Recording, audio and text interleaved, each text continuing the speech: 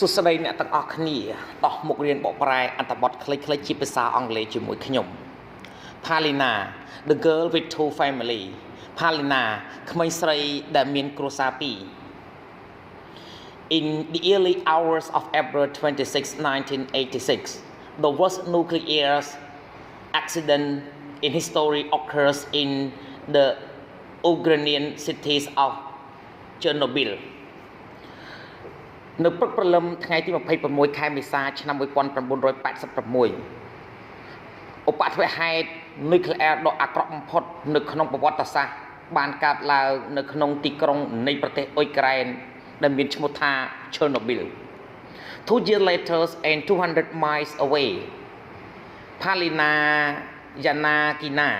who was born in the village of Polesy in northern Belarus 2 ឆ្នាំក្រោយមកនឹងរយៈចម្ងាយ200ម៉ាយ Palina Yanakina បានកើតនៅក្នុងភូមិនៃ Polesy ដែលស្ថិតនៅភាគខាងជើងនៃប្រទេស Belarus Like many others in her village she had a lot of health problems and her future didn't look good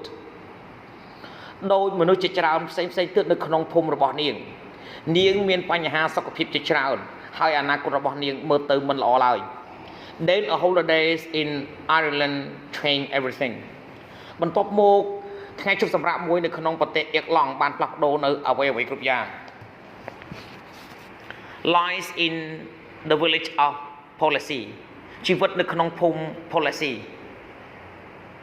The nuclear disaster changed the life of everyone in the village មហន្តរាយនុយក្លេអ៊ែរបានផ្លាស់ប្ដូរជីវិតអ្នកគ្រប់គ្នានៅក្នុងភូមិ It took away all hope of the future វាបាននាំក្តីសង្ឃឹមទាំងអស់ទៅឆ្ងាយសម្រាប់អនាគត However when Palina was born in 1988 her parents did their best to give her and her brother Misha a good life ទោះបីជាយ៉ាងណាក៏ដោយនៅពេលដែល Palina បានកើតនៅក្នុងឆ្នាំ1988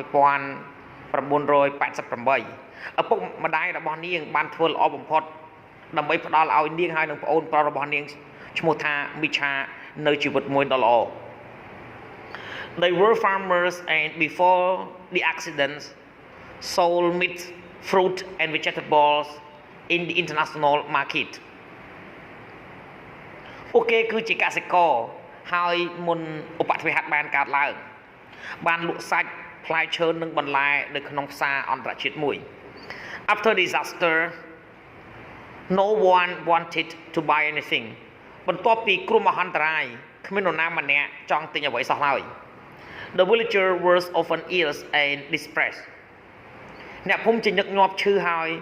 ខ្សត់ខ្សោយកម្លាំងជាខ្លាំង When Palina was 8 expert from the capital Minsk came to her school and did health tests on the children នៅពេលដែល Palina មានអាយុ8ឆ្នាំអ្នកឯកទេសមកពីរដ្ឋធានី Minsk បានមកសាលារៀនរបស់នាងហើយបានធ្វើតេស្តសុខភាពទៅលើក្មេងៗ The expert told them to stop picking up mushroom in the forest because they were badly contaminated អ្នកឯកទេសបានប្រាប់ពួកគេឲ្យឈប់បេះផ្សិតពីក្នុងព្រៃពីព្រោះពួកវាគឺជាភ្នាក់ងារចម្លងរោគដ៏កាចសាហាវ When she was 10 the expert returned with news of a charities that help children like hers have holidays abroad នៅពេលដែលនាងអាយុ10ឆ្នាំអ្នកឯកទេសបានត្រឡប់មកវិញជាមួយនឹងដំណឹងនៅអង្គការសប្បុរសធម៌មួយដែលជួយក្មេងៗដូចជារូបនាងឲ្យមានថ្ងៃជប់សម្រាកនៅបរទេស They asked Palina if she would like to go to Ireland and stay with her families in Limerick ពួកគេបានបបួល Palina ប្រសិនបើនាងចង់ទៅប្រទេសអ៊ីរឡង់ហើយស្នាក់នៅជាមួយនឹងគ្រួសារនៅក្នុង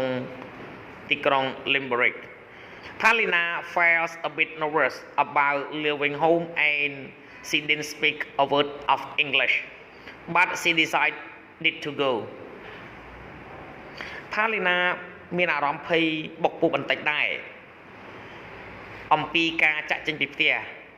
ហើយនាងមិននិយាយភាសាអង់គ្លេសសូម្បីតែមួយពាក្យប៉ុន្តែនាងបានសម្រេចចិត្តទៅ Lies in Ireland ជីវិតនៅក្នុងប្រទេសអៀរឡង់ When Palina made her Irish family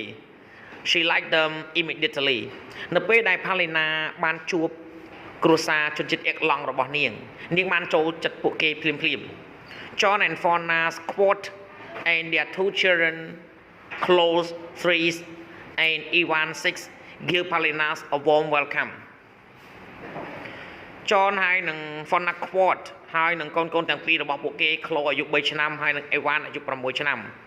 បានផ្ដល់ឲ្យនៅ Palina នៅការស្វាគមន៍ដ៏កក់ក្ដៅមួយ At first this only way to communicate was with a fresh book but soon she became good friend with the children ដំបូងឡើយមានវិធីតែមួយគត់ដើម្បីទំនាក់ទំនងគឺ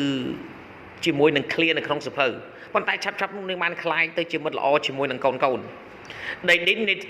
language to play ពួកគេមិនត្រូវការប្រើភាសាដើម្បីលេងឡើយ So many things in Ireland surprised Palina ដូច្នេះមានរឿងរ៉ាវជាច្រើននៅក្នុងប្រទេសអៀរឡង់បានធ្វើឲ្យ Palina មានការភ្ញាក់ផ្អើល They visited a shopping mall and she couldn't believe her eyes there was so much to choose from ពួកគេបានទៅលេងផ្សារទំនើបមួយហើយនាងមិនអាចជឿនឹងភ្នែករបស់នាងឡើយមានរបស់របរជាច្រើនដើម្បីជ្រើសរើស She only knew her little village shop នាងគ្រាន់តែបានស្គាល់ផ្សារនៅក្នុងភូមិដ៏តូចរបស់នាងប៉ុណ្ណោះ She missed her family but couldn't speak to them because they didn't have a phone នាងនឹកគ្រួសាររបស់នាងណាស់ប៉ុន្តែមិនអាចនិយាយទៅកាន់ពួកគេឡើយពីព្រោះតែពួកគេមិនមានទូរស័ព្ទ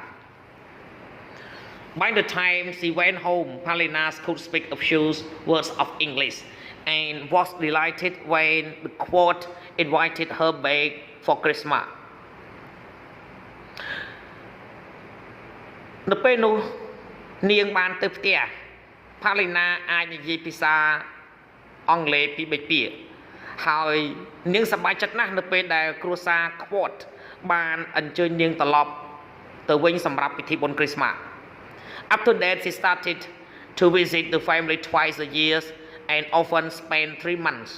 with them in summer បន្ទាប់ពីនោះមកនាងចាប់ផ្ដើមទៅលេងគ្រួសារពីរដងក្នុងមួយឆ្នាំហើយជាញឹកញាប់ចំណាយពេល3ខែជាមួយពួកគេនៅក្នុងរដូវក្តៅ Palina today I'm so lucky Palina សប្តាហ៍ថ្ងៃនេះខ្ញុំពិតជាសំណាងណាស់ When Palina was in her teens the expert returned to policy